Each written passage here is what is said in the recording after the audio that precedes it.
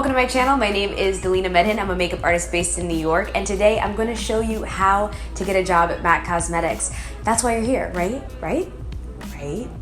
Now, I used to work at MAC Cosmetics. I actually started working there 10 years ago when I began my career as a freelancer, and then I left. I was at Lancome for a bit, and I went back to MAC for a couple of years where I was a part-time artist there. I want to share with you exactly what the interview process was and how I was able to work for the company and be able to give you those insider tips so that way you can be prepared for your interview too. First things first, you definitely want to be approachable, you want to be friendly. MAC artists have a feeling that they give their clients of being the expert, owning being an expert. That's a really important thing. Now, you may not know everything, and that's totally okay. And at first, I remember feeling really uncomfortable with that feeling because it's like, I am the authority on makeup, even though you know that there are other people at the counter that might know more than you. That's okay. When it comes to the client, you most likely know more than them. You're more invested in the cosmetic industry, you're more interested in the products, so you're able to provide that expertise. So you always want to carry yourself with confidence and also be very friendly and approachable. Pro tip number one, I want you to case the joint. What that means is I want you to walk in and I want you to see what the store looks like. What are they wearing? Like, are they wearing jeans? Are they wearing more like flowy tops? Are the girls wearing dresses? Are the guys wearing pants? And what type of like textures are they wearing? Every MAC kind of has a vibe. The company as a whole has a very strong culture, but let's say you're at a beach and you see like the way that MAC is operating at the beach. Let's say you're at the mountains. I've never been to a MAC in the mountains, but let's say you're there and they have a different vibe there, right? Maybe they're wearing like black snow boots, who knows? You can think about it in terms as like an audition, right? So when you come in for a part and you're auditioning as an actor, you wanna come in and they wanna already see and visualize you in the role. Pro tip number two, I want you to prepare for the interview. Now, you may love MAC and you may have loved it for a really long time, but I want you to check out the Wikipedia page for MAC Cosmetics. For example, you should know that MAC was started in 1984 by Frank Angelo and Frank Toscan. Also know things like MAC stands for Makeup Art Cosmetics. Another thing to note are things like products. So MAC has something called lip glass. It's a term that they've coined since like the beginning of time. And lip glass is a version of their lip gloss. It's a very, very thick liquid, and you want to understand the difference between like different formulations. Having this kind of knowledge around is going to help you be more of an expert, especially when you get to the show and teach part. I'm going to tell you more about that later. Pro tip number three, I want you to call before you go, which means that I want you to take the time to say, okay, what time are they going to be there? The reason why I say that is because it takes a long time to get ready. Put your hair on, you know, if you have a wig. I don't know why I said put your hair on. So you don't want to put all that together, go down there, and then find out that like the hiring manager isn't even working. So what I tend to do is I'll call beforehand and I'll say, hi, I want to apply to work at MAC Cosmetics. When's the best time for me to come in? When is the hiring manager working? Typically that's going to be between 2 and 4. It tends to be less busy. It's after lunch, but it's before dinner.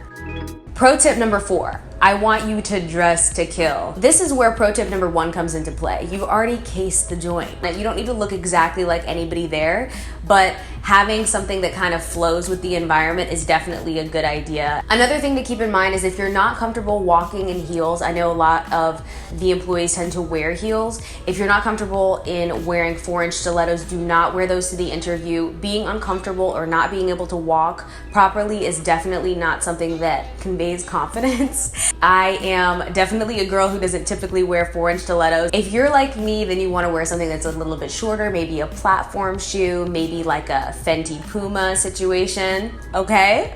But keep it flexible, make sure that you look good and make sure that you look confident and that you're comfortable. That is so important.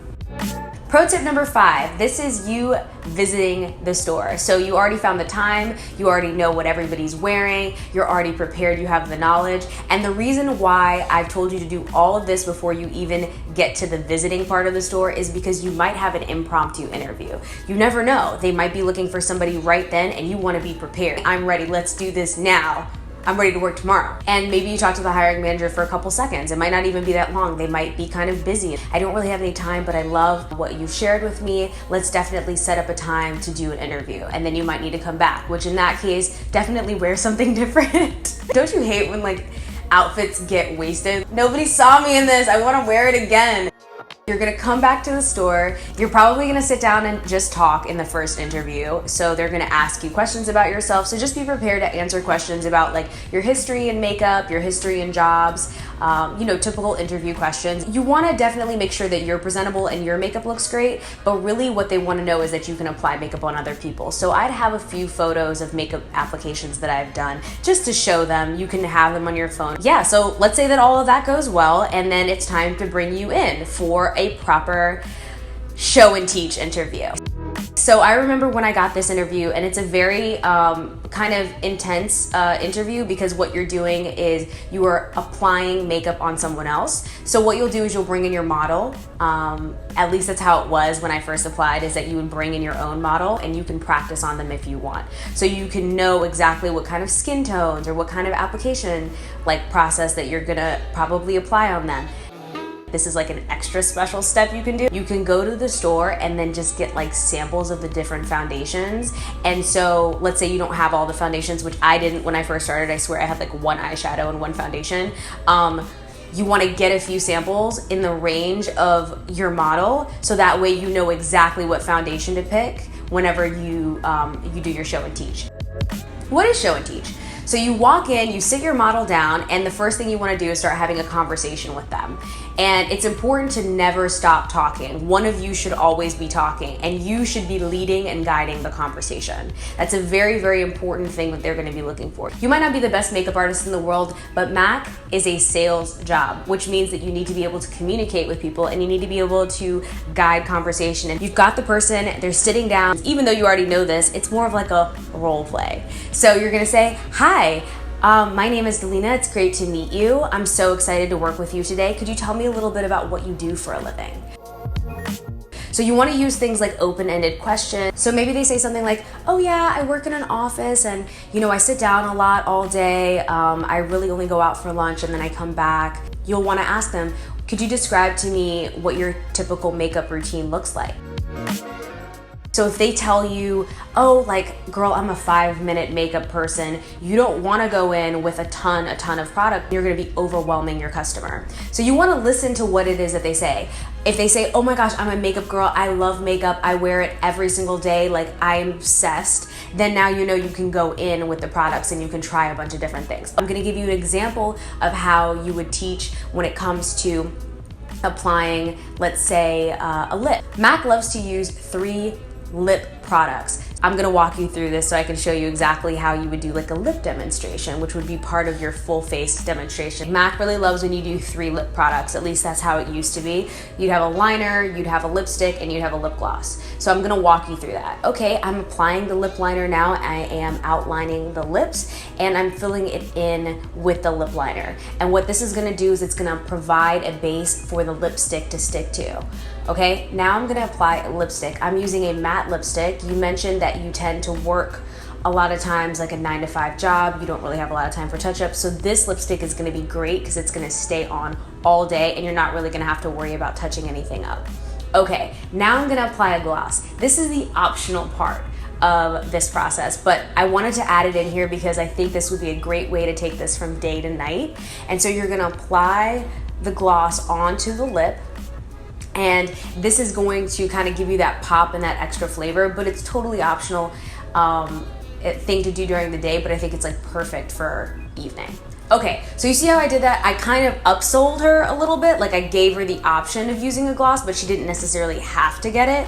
So she's already feeling like she definitely has to get the lip liner and the lipstick, but she's like, okay, if I don't want to, I don't have to get the gloss. That's kind of that same technique you want to use with the eyes, the cheeks, the foundation, everything. The goal is really to get them to become a MAC customer and to be able to have like a one brand stop shop for each of the clients that kind of come in. Okay.